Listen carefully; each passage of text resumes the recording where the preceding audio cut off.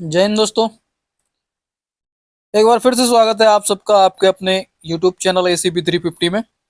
और ये बताने की आवश्यकता नहीं है कि हम क्या करने जा रहे हैं और क्यों कर रहे हैं। इससे पहले कि 7 क्लासेज में सब कुछ बताया जा चुका है। तो चलिए समय को बचाते हुए शुरू करते हैं बिना किसी देरी के। अध्याय 8, जिसका नाम है खुशहाल गांव और समृद्ध शहर। अध्याय 8। लोहार की दुकान पर प्रभाकर। ये जो फोटो आप देख रहे हैं ये प्रभाकर हैं। ये लोहार की दुकान पर हैं। अब देखते हैं आगे क्या लिखा है। प्रभाकर लोहारों का काम करते देख रहा था। लोहारों को काम करते देख रहा था। एक छोटी सी बेंच पर कुल्हाड़ी और हांसिया जैसे कुछ औजार बेचने के लिए रखे थे। दूसरी ओर भट्टी जल रही थी। औजार बनाने के लिए दो लोग लोहे की एक छड़ को गर्म कर उसे पीट रहे थे। प्रभाकर को यह सब बड़ा मजेदार लग रहा था। लोहे के औजार और खेती। अगली हेडिंग है हमारी लोहे के औजार और खेती। लोहे का प्रयोग आज एक आम बात है। लोहे की चीजें हमारी रोजमर्रा की जिंदगी का हिस्सा बन गई हैं। इस उपमहाद्वीप में लोहे का प्रयोग लगभग 3000 साल पहले शुरू हुआ। कितने साल पहले? लगभग 3000 साल पहले।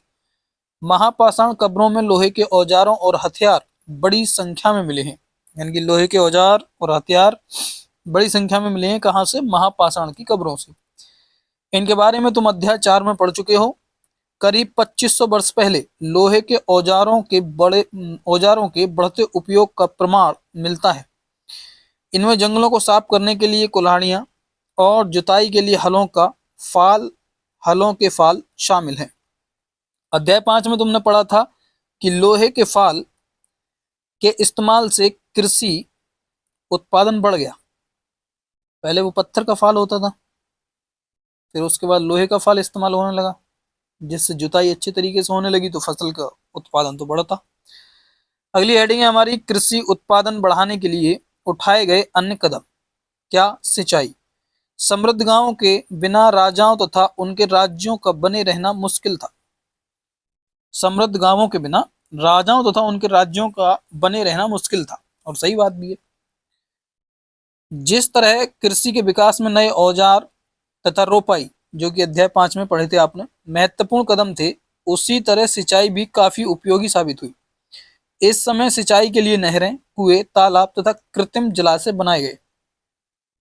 कुछ फोटो हैं, उनको देखेंगे हम। एक फोटो ये है, दूसरा ये है, और तीसरा आप यहाँ देख पा रहे हैं। इनके बारे में पढ़ते हैं। औजारों की सूची में इन चित्रों के नाम चुनो। हांसिया, कुल्हाड़ी और संडसी, वैसे संडासी बोलते हैं। लोहे की ऐसी 5 चीजों की सूची बनाओ जिनका प्रयोग तुम रोज करते हो। ठीक है, तो ये रही संडासी, और ये रहा हांसिया, और ये रहा कुल्हाड़ी। चलिए आगे बढ़ते हैं। इस चार्ट में तुम्हें सिंचाई से आए परिवर्तन दिखाए गए हैं। खाली स्थानों में सही वाक्य भरो। लोगों द्वारा परिश्रम किया गया, किसानों को लाभ मिला क्योंकि अब उत्पादन की अनिश्चितता घटी। कर अदा करने के लिए किसानों को उत्पादन बढ़ाना था। राजाओं ने सिंचाई की योजना बनाई और धन खर्च किया। तो इसमें भरना है आपको कि राजा को सेना, महल और किले बनवाने के लिए धन चाहिए। वे किसानों से कर लेते थे। यह सिंचाई से संभव था। तो क्या हो सकता है यहाँ पे? सिंचाई से संभव था, फिर ये खाली, फिर कृषि उत्पादन बढ़ा, राजस्व भी बढ़ा, उसके बाद में यहाँ भर रहना। ठीक है, आगे है गांव में कौन रहते थे। गांव में कौन रहते थे? गांव वाले रहते थे, और कौन रहते थे? इस उपमहाद्वीप के दक्षिणी तथा उत्तरी हिस्सों के अधिकांश गांवों में कम से कम 3 तरह के लोग रहते थे। तमिल क्षेत्र में बड़े भू स्वामियों को वेल्ला, क्या कहते थे? वेल्ला। साधारण हलवाहों को उणवार, और भूमिहीन मजदूरों को दास, कड़सियार और अदिमई कहलाते थे। यानी कि बड़े भूस्वामी को क्या कहेंगे? क्या कहते थे वहां पे? बेल्लाला। साधारण को साधारण जो हलवाहों को क्या कहते थे? उणवार। और भूमिहीन मजदूरों को क्या कहते थे? दास कैडेसियार और आदिमई कहलाते थे। देश के उत्तरी हिस्से में गांवों का प्रधान व्यक्ति ग्राम भोजक कहलाता था। क्या कहलाता था? ग्राम भोजक। अक्सर एक ही परिवार के लोग इस पद पर कई पीढ़ियों तक बने रहते थे। कई पीढ़ियों तक बने रहते थे। यानी कि यह पद आनुवंशिक था। कैसा था यह पद? आनुवंशिक था। ग्राम भोजक के पद पर आमतौर पर गांव का सबसे बड़ा भूस्वामी होता था। साधारणतया इनकी जमीन पर इनके दास और मजदूर काम करते थे। इसके अतिरिक्त प्रभावशाली होने के कारण प्राय राजा भी कर वसूलने का काम इन्हीं को सौंप देता था। यानी इन्हीं को सौंप देते थे, इन्हें ही सौंप देते थे। मतलब ये न्यायाधीश का और कभी कभी पुलिस का काम भी करते थे। ग्राम भोजक के अलावा अन्य स्वतंत्र कृषक भी होते थे, जिन्हें गृहपति कहते थे। अन्य जो स्वतंत्र कृषक होते थे उन्हें क्या कहते थे? गृहपति। और गांव का जो प्रधान होता था उसको कहते थे ग्राम भोजक। और जो बड़ा भूस्वामी होता था उसे कहते थे बेल्लाला। तो इन चीजों को जो है याद करते हुए चलना, ठीक है? हाँ, क्या कहते थे? गृहपति। इनमें ज्यादातर छोटे किसान ही होते थे। इसके अतिरिक्त कुछ ऐसे स्त्री पुरुष थे जिनके पास अपनी जमीन नहीं होती थी। इनमें दास कर्मकार आते थे, जिन्हें दूसरों की जमीन पर काम करके अपनी जीविका चलानी पड़ती थी। और आज भी ऐसा होता है, जिनके खुद के खेत नहीं है, खुद की जमीनें नहीं है, वो दूसरों की जमीनें करते हैं, बटाई पे, मजदूरी पे, ठेकेदारी पे, इस तरह से। तो अधिकांश गांवों में लोहार, कुम्हार, बढ़ई तथा बुनकर जैसे शिल्पकार भी होते थे। अब आगे, तो अब आगे क्या पढ़ेंगे हम? आगे हमारी अगली एक रंगीन सा बॉक्स है जिसमें लिखा है प्राचीन तमिल रचनाएं। ये प्राचीन तमिल रचनाएं। तमिल की प्राचीनतम रचनाओं को संगम साहित्य कहते हैं। तमिल की जो प्राचीनतम रचनाएं हैं उनको क्या कहते हैं? संगम साहित्य। इसकी रचना करीब 2300 साल पहले की गई। इन्हें संगम इसलिए कहा जाता है क्योंकि मदुरै, जो कि मानचित्र 7 और पृष्ठ 105 पर है, के कवियों के सम्मेलनों में इनका संकलन किया जाता था। गांव में रहने वालों के जिन तमिल नामों का उल्लेख यहाँ किया गया है वे संगम साहित्य में पाए जाते हैं। आ जाइए। नगर। क्या कहती हैं कहानियां? यात्रा विवरण, मूर्ति कलाएं और पुरातत्व। तुमने जातकों के बारे में सुना होगा, जातक कथाएं। ये वे कहानियां हैं जो आम लोगों में प्रचलित थी। बौद्ध भिक्षुओं ने इनका संकलन किया। यहाँ एक जातक कथा दी गई है जिसमें यह बताया गया है कि एक निर्धन किस तरह धीरे धीरे धनी बन जाता है। कहाँ है देखते हैं। एक निर्धन की चतुराई। एक निर्धन की चतुराई के बारे में हम पढ़ेंगे। ये कहानी है, जातक कथाओं में से एक कथा है ये। चलिए आ जाइए। एक शहर में एक गरीब युवक रहता था। उसके पास एक मरे चूहे के अलावा कुछ नहीं था। उसने उस चूहे को एक सिक्के में एक भोजनालय वाले को बिल्ली के लिए बेच दिया। फिर एक दिन बड़ी जोर की आंधी आई। राजा का बगीचा टूटी टहनियों और पत्तों से भर गया। उनका माली इसे साफ करने की बात से परेशान हो उठा। युवक ने माली से कहा कि अगर लकड़ियां और पत्ते उसे मिल जाएं तो वह बगीचे की सफाई कर सकता है। माली तुरंत मान गया। युवक ने पास खेल रहे बच्चों को यह कहकर इकट्ठा कर लिया कि प्रत्येक टहनी और पत्ते के बदले में उन्हें एक एक मिठाई मिलेगी। देखते ही देखते उन्होंने बगीचे से एक एक तिनका चुनकर गेट के पास इकट्ठा कर दिया। तभी उधर से राजा का कुम्हार बर्तनों को पकाने के लिए ईंधन की तलाश में गुजरा। उसने पूरे ढेर को खरीद लिया। इस तरह युवक के पास कुछ और पैसे हो गए। आगे बढ़िए, कहानी इंटरेस्टिंग लग रही है। युवक के पास और पैसे हो गए कि आगे है। अब उस युवक ने एक और योजना बनाई, यानी आगे फिर योजना बना रहा है। एक बड़े बर्तन में पानी भरकर वह नगर के द्वार पर गया और वहां उसने घास काटने वाले 500 लोगों को पानी पिलाया। खुश होकर उन लोगों ने कहा, तुमने हमारे लिए इतना अच्छा काम किया, बताओ अब हम तुम्हारे लिए क्या कर सकते हैं। उसने कहा, मैं आपको यह तब बताऊंगा जब मुझे आपकी सहायता की जरूरत होगी। उसके बाद उसने एक व्यापारी से दोस्ती की। एक दिन उस व्यापारी ने बताया, कल एक घोड़े का व्यापारी 500 घोड़ों के साथ शहर में आ रहा है। यह सुनकर उस युवक ने घास काटने वालों के पास जाकर कहा, कृपया तुम सब एक एक घास का गट्ठर मुझे दे दो और अपनी घास तब तक मत बेचो जब तक मेरी ना बिक जाए। उन्होंने उसे घास के 500 गट्ठर दे दिए। जब घोड़े के व्यापारी को कहीं घास न मिली तो उसने इस युवक की घास 1000 सिक्के में खरीद ली। वाह! इस कहानी में आए व्यक्तियों के व्यवसायों की सूची बनाओ। प्रत्येक के लिए तय करो कि वे शहर में, गांव में या फिर शहर तथा गांव में रहते हैं, यानी कहाँ रहते हैं। घोड़े के व्यापारी घोड़े का जो व्यापारी है, यानी घोड़े का व्यापारी शहर में क्यों आया होगा? व्यापार करता घूम रहा होगा, घोड़े बेचने आया होगा राजा के लिए, और क्या। क्या महिलाएं कहानी में बताए व्यवसायों को अपना सकती हैं? कहानी में क्या क्या व्यवसाय बताए गए? घास काटना, हाँ महिलाएं अपना सकती हैं, घास काट सकती हैं। उत्तर के कारण बताओ, तो अपना उत्तर का जो है कारण बता देना। आगे बढ़ते हैं हम। प्राचीन नगरों के जीवन के बारे में हमें कुछ अन्य स्रोतों से भी पता चल सकता है। शहरों, गांवों या फिर जंगलों के जीवन से जुड़ी घटनाओं को मूर्तिकार कलात्मक ढंग से उकेरते थे। इन मूर्तियों को ऐसी इमारतों की रेलिंग है, रेलिंग, खम्भों या प्रवेश द्वारों पर सजाया जाता था जहां लोग आते थे। ये देखिए चित्र, आ जाइए। चित्र देख लिया हो तो अब चित्र के बारे में पढ़ते हैं क्या लिखा है। नीचे सांची की मूर्तिकला, यह मध्य प्रदेश स्थित सांची के स्तूप की मूर्तिकला का नमूना है।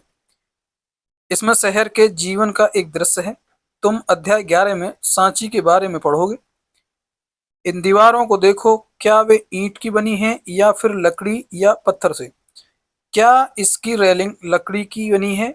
इन इमारतों की छतों का वर्णन करो।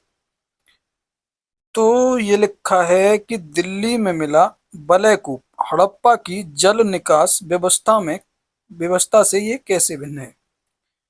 ये देख रहे हैं आप, ये है बलय कूप। और ये जो चित्र है, ये इसके बारे में अभी हमने जो पढ़ा ये वो है। ये लिखा है ना नीचे सांची की मूर्तिकला, ये वाली। चलिए इसके बारे में पढ़ते हैं अब। अध्याय 5 में वर्णित अनेक शहर महाजनपदों की राजधानी थे। जैसे कि तुमने पढ़ा, इनमें से कुछ शहर परकोटों से घिरे होते थे। जैसे कि तुम ऊपर के चित्र में देख रहे हो, अनेक शहरों में बलयकूप मिले हैं। ये बलयकूप गुसलखाने, नाली या कूड़ेदान के लिए प्रयुक्त होते थे। प्रायः ये बलयकूप लोगों के घरों में होते थे। महलों, बाजारों या आम घरों के अवशेष बहुत कम मिले हैं। संभवतः लकड़ी, मिट्टी व कच्ची ईंटों या छप्पर से बने होने के कारण ज्यादा समय तक टिक न पाए हों। भविष्य में पुरातत्वविद इनकी खोज कर सकते हैं। चलिए कर लेंगे। प्राचीन शहरों के बारे में वहां गए नाविकों तथा यात्रियों के विवरणों द्वारा भी पता चलता है। ऐसा ही एक विस्तृत विवरण किसी अज्ञात यूनानी नाविक का है। जिन जिन पत्तनों पर वह गया उन सभी के बारे में उसने लिखा है। मानचित्र 7 पृष्ठ आद में भरूच ढूंढो। अब उसके द्वारा दिए गए वर्णन को पढ़ो। सिक्कों के बारे में हम बाद में पढ़ेंगे, पहले हम देखेंगे ये क्या है। बोरी गाजा भरूच का यूनानी नाम की कहानी। तो बोरी गाजा की कहानी पढ़ेंगे। बेरी गाजा की कहानी। बेरी गाजा की संकरी खाड़ी में समुद्र से आने वालों के लिए नाव चला पाना बहुत मुश्किल होता है। राजा के द्वारा नियुक्त कुशल और अनुभवी स्थानीय मछुआरे ही यहाँ जहाज ला सकते थे। बेरी गाजा में शराब, तांबा, टिन, सीसा, मूंगा, पुखराज, कपड़े, सोने और चांदी के सिक्कों का आयात होता था। हिमालय की जड़ी बूटियां, हाथी दांत, गोमेद, कार्निलियन, सूती कपड़ा, रेशम तथा इत्र यहाँ से निर्यात किए जाते थे। राजा के लिए व्यापारी विशेष उपहार लाते थे। इनमें चांदी के बर्तन, गायक, किशोर, सुंदर औरतें, अच्छी शराब तथा उत्कृष्ट महीन कपड़े शामिल थे, जो ये लोग राजा के लिए उपहार स्वरूप लाते थे चीजें। बेरी गाजा में आयात और निर्यात होने वाली चीजों की सूची बनाओ। दो ऐसी चीजें बताओ जिनका उपयोग हड़प्पा युग में नहीं होता था। ठीक है, दो ऐसी चीजें भी आपको बतानी है जो हड़प्पा युग में जिनका उपयोग नहीं था। अब बात आती है सिक्कों की। पृष्ठ 82 पर दी गई कहानी में तुमने देखा कि किस तरह सिक्कों के आधार पर संपत्ति का मूल्यांकन किया गया। पुरातत्वविदों को इस युग के हजारों सिक्के मिले हैं।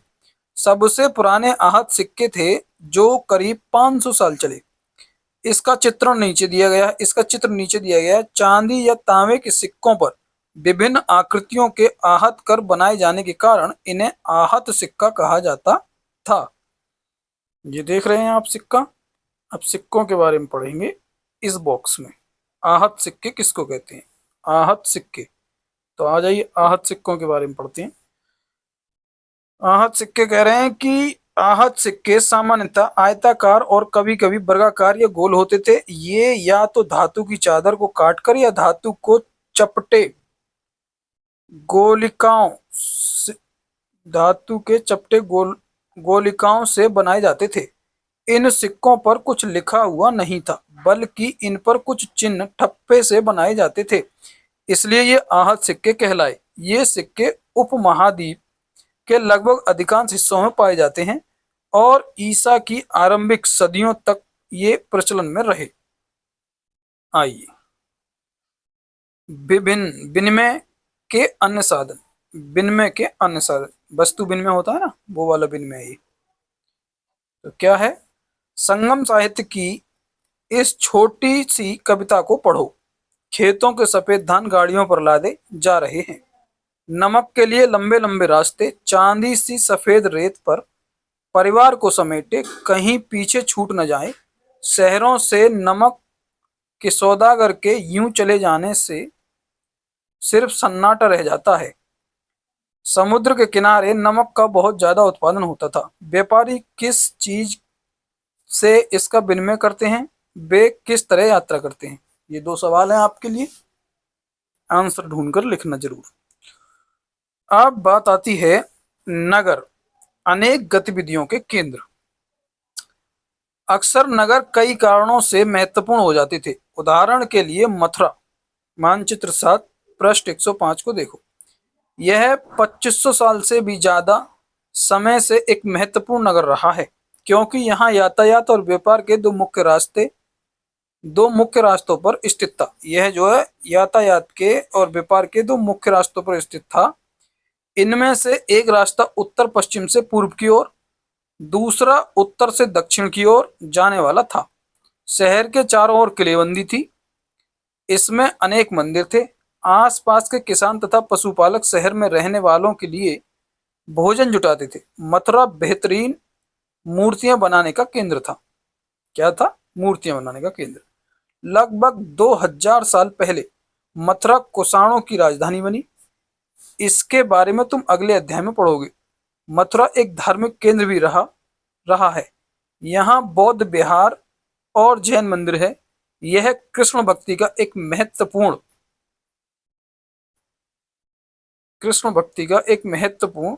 केंद्र था।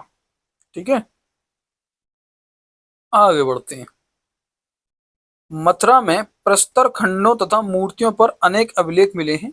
आमतौर पर ये संक्षिप्त अभिलेख हैं जो स्त्रियों तथा पुरुषों द्वारा मठों या मंदिरों को दिए जाने वाले दान का उल्लेख करते हैं। प्रायः शहर के राजा, रानी, अधिकारी, व्यापारी तथा शिल्पकार इस प्रकार के दान करते थे। उदाहरण के लिए मथुरा के अभिलेखों में सुनारों, लोहारों, बुनकरों, टोकरी बुनने वालों, माला बनाने वालों और इत्र बनाने वालों के उल्लेख मिलते हैं। मथुरा के लोगों के व्यवसायों की एक सूची बनाओ। एक ऐसे व्यवसाय का नाम बताओ जो हड़प्पा में नहीं था। ठीक है, ये आपको करके देखना है। अवश्य ही डायरी में ये चीजें करनी है, छोड़नी नहीं है। आगे है शिल्प तथा शिल्पकार। पुरास्थलों से शिल्पों के नमूने मिले हैं। इनमें मिट्टी के बहुत ही पतले सुंदर बर्तन मिले हैं, जिन्हें उत्तरी काले चमकीले पात्र कहा जाता है, क्योंकि ये ज्यादातर उपमहाद्वीप के उत्तरी भाग में मिले हैं। ध्यान रहे कि अन्य दूसरे शिल्पों के अवशेष नहीं बचे होंगे। जैसे कि विभिन्न ग्रंथों से हमें पता चलता है कि कपड़ों का उत्पादन बहुत महत्वपूर्ण था। उत्तर में वाराणसी और दक्षिण में मदुरै इसके प्रसिद्ध केंद्र थे। यहाँ स्त्री पुरुष दोनों काम करते थे। वाह! अनेक शिल्पकार तथा व्यापारी अपने अपने संघ बनाने लगे थे, जिन्हें श्रेणी कहते हैं। शिल्पकारों की श्रेणियों का काम प्रशिक्षण देना, कच्चा माल उपलब्ध कराना तथा तैयार माल का वितरण करना था, जबकि व्यापारियों की श्रेणियां व्यापार का संचालन करती थी। श्रेणियां बैंकों के रूप में काम करती थी, जहां लोग पैसा जमा रखते थे। इस धन का निवेश लाभ के लिए किया जाता था।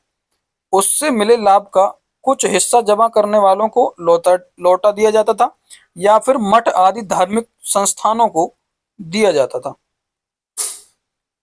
आगे है सूत कातने और बुनने के नियम। अगली हेडिंग है हमारी सूत कातने और बुनने के नियम। चलिए,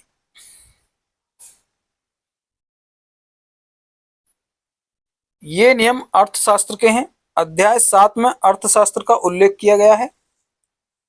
इसमें वर्णन किया गया है कि किस प्रकार एक विशेष पदाधिकारी की देखरेख में कारखानों में सूत की कताई और बुनाई की जाती थी। ऊन, पेड़ों की छाल, कपास, पटुआ तथा सन को तैयार करने के काम में विधवाओं, सक्षम अक्षम महिलाओं, भिक्षुणियों, वृद्धावेश्याओं, राजा की अवकाश प्राप्त दासियों, सेविकाओं और अवकाश प्राप्त देवदासियों को लगाया जा सकता है। अच्छा,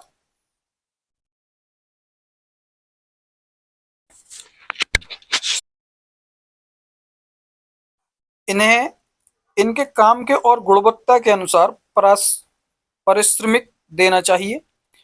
जिन महिलाओं को बाहर निकलने की अनुमति नहीं है, वे अपनी दासियों को भेजकर कच्चे माल को मंगवा सकती हैं और फिर तैयार माल उन्हें भिजवा सकती हैं। वे औरतें जो कारखाने तक जा सकती हैं, उन्हें अपना माल कारखाने तक तड़के ले जाना पड़ता था, जहां उन्हें पारिश्रमिक मिलता था। इस समय माल की अच्छी तरह जांचने के लिए रोशनी रहती है। अगर निरीक्षक उस औरत की तरफ देखता है या इधर-उधर की बातें करता है, तो उसे सजा मिलनी चाहिए। मिलनी चाहिए या मिलती थी? मिलनी चाहिए लिख रहे हो? ये लिखो मिलती थी। अगर औरत ने अपना काम पूरा नहीं किया, तो उसे जुर्माना देना होगा, बिल्कुल देना होगा। इसके लिए उसका अंगूठा भी काटा जा सकता है। अरे यार, ये तो बहुत खतरनाक है। मजदूरी मत दो यार उसकी, अंगूठा मत काटो। उन महिलाओं की सूची बनाओ जिन्हें निरीक्षक नियुक्त कर सकता था। क्या काम करने के दौरान महिलाओं को मुश्किल झेलनी पड़ती थी? हाँ, बिल्कुल पड़ती होगी। चलिए आगे बढ़ते हैं। सूक्ष्म निरीक्षण। सूक्ष्म निरीक्षण में हम पढ़ने जा रहे हैं अरिकामेडु। मानचित्र 7 पृष्ठ 105 में अरिकामेडु यानी कि पुदुचेरी में ढूंढो। पृष्ठ 88 में रोम के बारे में दी जानकारी पढ़ो। लगभग 2200 से 1900 साल पहले अरिकामेडु एक पत्तन था। यहाँ दूर दूर से आए जहाजों से सामान उतारे जाते थे। यहाँ ईंटों से बना एक ढांचा मिला है जो संभवतः गोदाम रहा हो। यहाँ भूमध्य सागरीय क्षेत्र के एम्फोरा जैसे पात्र मिले हैं। इनमें शराब या तेल जैसे तरल पदार्थ रखे जा सकते थे। इनमें दोनों तरफ से पकड़ने के लिए हत्थे लगे हैं। साथ ही यहाँ पेरेटाइन जैसे मोहर लगे लाल चमकदार बर्तन भी मिले हैं। इन्हें इटली के एक शहर के नाम पर एराटाइन पात्र के नाम से जाना जाता है। इसे मोहर लगे सांचे पर गीली चिकनी मिट्टी को दबाकर बनाया जाता था। कुछ ऐसे बर्तन भी मिले हैं, कुछ ऐसे बर्तन भी मिले हैं जिनका डिजाइन जिनका डिजाइन तो रोम का था, किंतु वे यहीं बनाए जाते थे। यहाँ रोमन लैंप, शीशे के बर्तन तथा रत्न भी मिले हैं। साथ ही छोटे छोटे कुंड मिले हैं जो संभवतः कपड़े की रंगाई के पात्र रहे होंगे। यहाँ पर शीशे और अर्ध बहुमूल्य पत्थरों के मनके बनाने के पर्याप्त साक्ष्य मिले हैं। अरे काकर, और ये जो आप दो काले काले पत्थर से देख रहे हैं, ये अभिलेख मिट्टी के बर्तन। कई बर्तनों पर ब्रह्मी लिपि में अभिलेख मिले हैं। प्रारंभ में तमिल भाषा के लिए इसी लिपि का प्रयोग किया जाता था, इसलिए इन्हें तमिल ब्राह्मी अभिलेख भी कहा जाता है। रोम के साथ संबंध दर्शाने वाले साक्ष्य की सूची बनाओ। ठीक है, अब पढ़ेंगे हम अन्य यंत्र में क्या है? ये एक्वाडक्ट, एक्वाडक्ट, ये जो आप देख रहे हैं कितना सुंदर हवा महल सा। तो अन्य में देखेंगे हम मानचित्र 6 पृष्ठ 76 में रोम को ढूंढो। यह यूरोप के सबसे पुराने शहरों में से एक है। इसका विकास लगभग तभी हुआ जब गंगा के मैदान के शहर बस रहे थे। रोम एक बहुत बड़े साम्राज्य की राजधानी था। यह यूरोप, उत्तरी अफ्रीका अफ्रीका तथा पश्चिमी एशिया तक फैला साम्राज्य था। इसके सबसे महत्वपूर्ण शासकों में से एक आंगस्टस ने करीब 2000 साल पहले शासन किया था। उसने कहा था कि रोम ईंटों का शहर था जिसे मैंने संगमरमर का बनवाया। आंगस्टस और उसके बाद के शासकों ने कई मंदिरों तथा महल भी बनवाए, कई मंदिर तथा महल भी बनवाए। आंगस्टस ने बड़े बड़े रंगमंडल यानी एम्पी थिएटर बनवाए। इनमें चारों तरफ दर्शकों के बैठने की सीढ़ी नुमा जगह होती थी। यहाँ लोग विभिन्न प्रकार के कार्यक्रम देख सकते थे। उन्होंने स्नानागार भी बनवाए जहाँ स्त्रियों तथा पुरुषों के लिए अलग अलग समय निर्धारित थे। यहाँ लोग एक दूसरे से मिलते थे और आराम करते थे। बड़े बड़े जलवाही सेतु यानी एक्वाडक्ट के जरिए शहर के स्नानागारों, फव्वारों तथा गुसलखानों के लिए पानी लाया जाता था। ये बड़े बड़े रंगमंडल, एम्पी थिएटर और जलवाही सेतु इन दिनों तक कैसे बचे रहे? तो इस बात की जानकारी आप निकालना, कैसे बचे रहे इतने दिनों तक, और बताना। चैप्टर लगभग समाप्त हो गया क्योंकि कल्पना करने को आ गई है। इसका आप खींचेंगे स्क्रीनशॉट। और ये जो दे रखे हैं उपयोगी शब्द, लोहा, गांव, सिंचाई, संगम, नगर, बलैकूप, पत्तन, श्रेणी, ये एक तरह से आप हेडिंग समझ लीजिए। ये महत्वपूर्ण उपयोगी शब्द हैं। इनका क्या मतलब है, इनके बारे में अपनी डायरी में अवश्य लिखें। अब बात आती है, आओ याद करें का आप लेंगे स्क्रीनशॉट।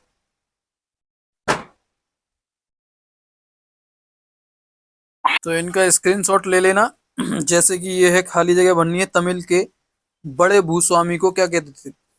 बिल्लाला कहते थे क्या? ग्राम भोजक की जमीन पर प्राय उसके मजदूर या दास दासी द्वारा खेती की जाती थी। तमिल के हलवाहों को दस्यु कहते थे, क्या कहते थे वो बताना। अधिकांश गृहपति छोटे भूस्वामी होते थे। इस तरह से ये अपने भर लेना आप लोग। हम देखते हैं ये महत्वपूर्ण तिथियां देख ले रहे हैं।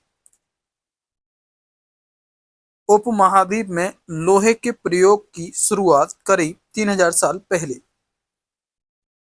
लोहे के प्रयोग में बढ़ोतरी, नगर, आहत, सिक्के करीब 2500 साल पहले।